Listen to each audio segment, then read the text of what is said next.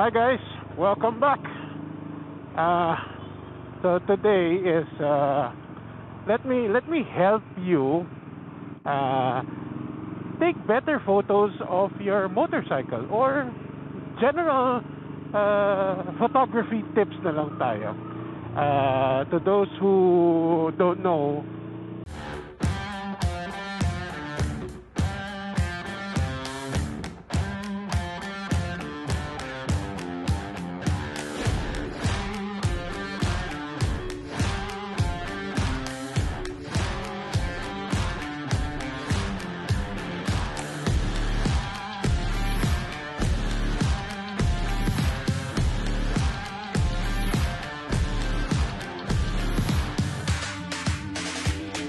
for the past 20 years, I've been a professional photographer and also a photography instructor for Benilde, for Nikon Philippines, and I've been doing a lot of lectures for the past 15 years already. And let me share you some of the tips that I give out when taking photos in general. Kasi maraming tanong, kadalasan the very first question is, do I need an expensive camera? And ang sagot ko palagi, alam mo what is the best camera that you have? Is the one you own right now. So it could be just your cell phone, it could be a hand-me-down na lumang point and shoot, or a really older na SLR. So most of what I will be giving you tips about are all applicable to whatever phone, whatever camera you're using, whether it be cell phone lang. So let's start now. So one of the main reasons we take photos is for the photos to be acknowledged, di ba? Para makita ng tao yung photo. So what we want to be making sure is we present something that is unusual. Diba? Ano yung unusual? Meaning, hindi yung typical na nakikita ng tao palagi. So if you're going to take a photo of, let's say, a motorcycle, tapos ang gagawin mo is eye level, which is ano yung tingin ng tao sa motor palagi, hindi siya makaka-catch ng attention ng tao. So what do you want to do? Well, one of the best thing to do is to change your angle. Meaning, have you tried going for a much lower angle? Diba? And ang maganda pa, if you do a low angle shot, it's more unusual kasi syempre yung tao naman palagi pag hindi naman gumagapang sa sahig para tumingin. So giving them that low angle means they're going to be seeing it in a different perspective or a different point of view. So when you present them a different point of view, it gives the viewer something more. They get more interested in. And ang maganda pa sa shooting with a lower angle is it makes the motorcycle look more powerful, which is usually what is the goal naman. Yung overhead angle kasi, that's also another angle that is very unusual, yung over the head or what they call the bird's eye view. Pero hindi kasi lahat ng motor maganda tingnan from the top eh. But you can also try it out. There's no harm in trying it out. No, going for the higher angle. But sa akin talaga, what works perfectly for motorcycle are the low angle view. I'm not sure even if while I'm putting it as a second, but a very important part of photography is lighting. Light is what makes a photo. Kumbaga, you cannot take a photograph without light. So, ang pinakamagandang time, the best way to do a shoot is using natural light. Medyo technical, medyo mas advanced na kasi yung pag gumagamit ka ng mga flash, mga artificial light. It becomes a little bit more technical. So from someone who is just medyo starting out, ayaw pang yung maging too much technical, natural light is actually the best way of doing a shoot.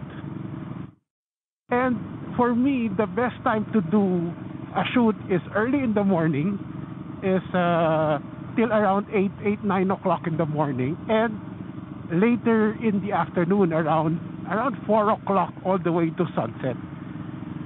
Yung tinatawag nilang golden hour, that's the time right before the sunset eh. Yun yung always ang mga maganda kasi you get to shoot where the sky is not too bright, so mas balance yung ilaw sa subject mo tsaka yung sky. Once they are more balanced, it makes it look mas wala kang problema kasi medyo mahirap itakal yung mga high contrast images eh, yung masyadong maliwanag yung sky over the subject. So it's nice to be able to shoot yung tinatawag nilang golden hour. For one, the color is very nice, it's very warm, and yun ang preferred ng mga tao, yung warm photos eh. Second, it's the lighting is more even, more balanced is the proper term.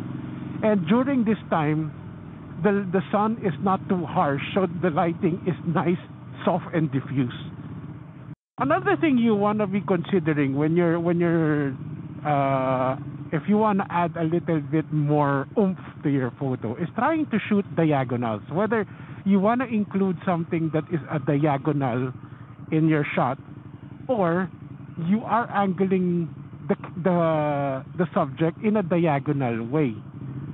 Diba? Ang maganda kasi sa diagonal, it is what they call, it adds dynamism or it looks more dynamic. Making it look dynamic means the motorcycle looks fast even when it's not going anywhere. Mayroon siyang parang sense of movement eh. Now, of course, when you're taking photos of your motorcycle, you want to be highlighting what is unique to your bike.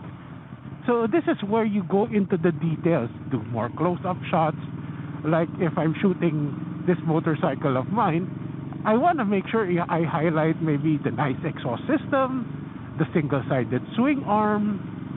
Diba? Yun yung mga medyo unique that is not common to other motorcycles. So I wanna highlight those. So you do a little bit of nice detail shots of your motorcycle. Another thing when you're doing a shoot is to consider the background. Some backgrounds are there to add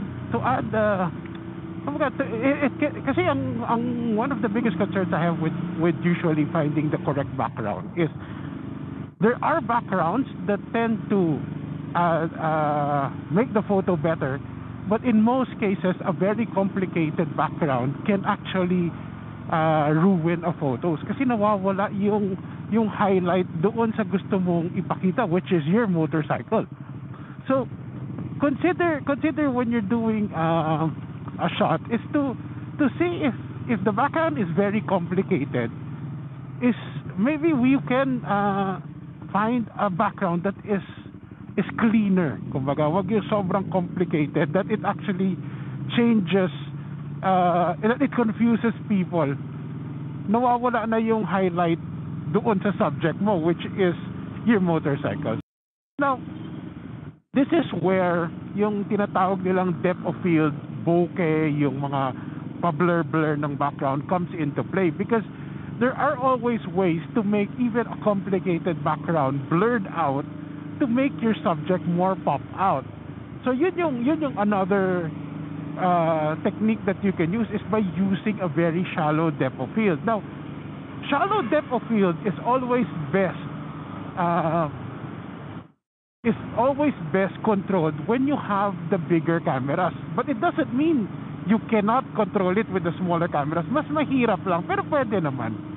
So there are three factors that can affect how much a background is blurred. One is what they call the aperture. This is how big you can open up the lens. So if you're using a cell phone, automatically medyo wala na tayong magagawa, because 99% of the cell phones out there, the aperture is already fixed. Hindi mo na pwedeng buksan pa ng mas malaki. Yun na yun. Ngayon, the other factor is you can actually go trying to get as close as possible to your subject. Being close to your subject means the background is actually going to blur. So that's another thing.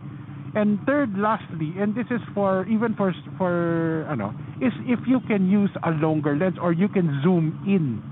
Di ba? Makikita mo naman yung mga lens mo pag when you buy a camera, like kunwari, nakasulat sa lens mo 16 to 50, then you use the 50 part, which is when you zoom in. That will actually make the depth of field very shallow. Now, if you have a cell phone with multi lenses, you use the tele or the zoom lens. This will actually also make the background more blurred as compared to using the wide lens. So this way, you can now make your background look much simpler by blurring it, and at the same time making your subject pop out. So another thing is composition. This is how you would put your subject in your frame, diba? So the easiest or the most basic rule that you want to be following is what they call the rule of thirds.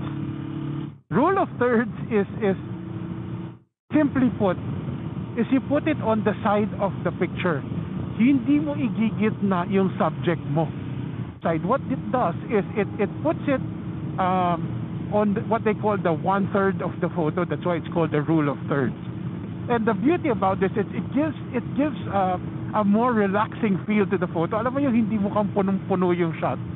It gives it like a breathing room that makes the photos more relaxed, more easier to look at. Ito yung tinatawag nilang negative space. Yeah. So try to avoid framing your subject right smack in the center. Try moving it to the left, and if you're shooting a portrait, try putting it in the lower bottom or even the upper side, but try to avoid putting it in the center.